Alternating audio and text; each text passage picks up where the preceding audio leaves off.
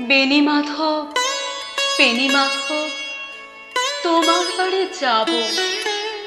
বেনি মাধব, তুমি কি আর আমার কথা ভাবো? বেনি মাধব, মোহন বাঁশি তোমার তরুণে বাজিয়েছিলে।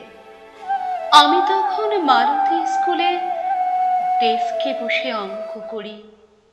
ছোট্ট ক্লাস ঘর, বাইরে দিদিমণির পাশে দিদিমণির পর।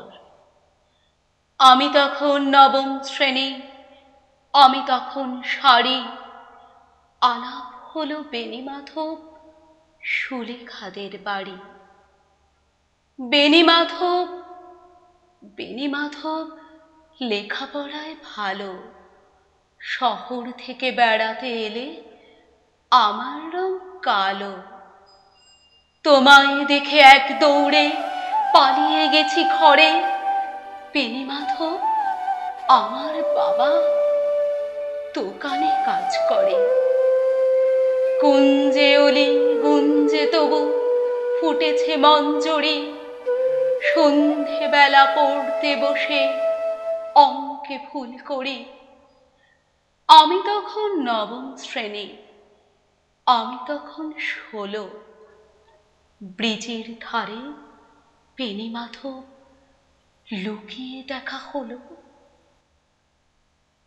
বেনি মাধব, বেনি মাধব, এতদিনের পরে সত্যি বলো, সেসব কথা এখনো মনে পড়ে?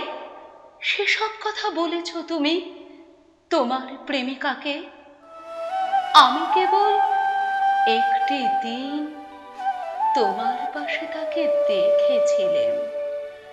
আলোর নিচে অপূর্ব সে আলো। স্বীকার করি, দুজনকেই মানিয়েছিল ভালো।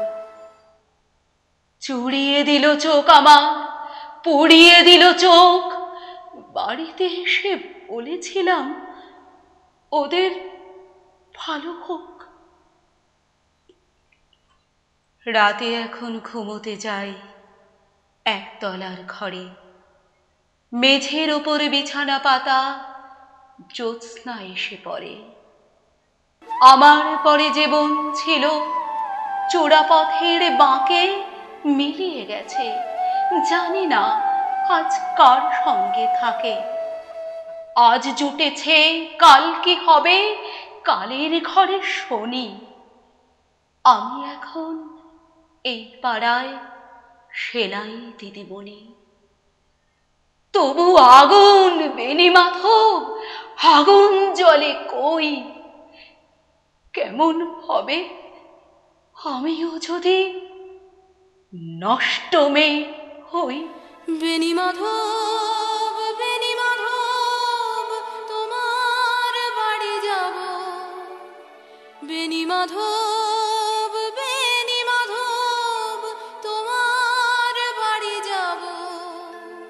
বেনি মাধব, বেনি মাধব, তোমার বাড়ি যাব। বেনি মাধব।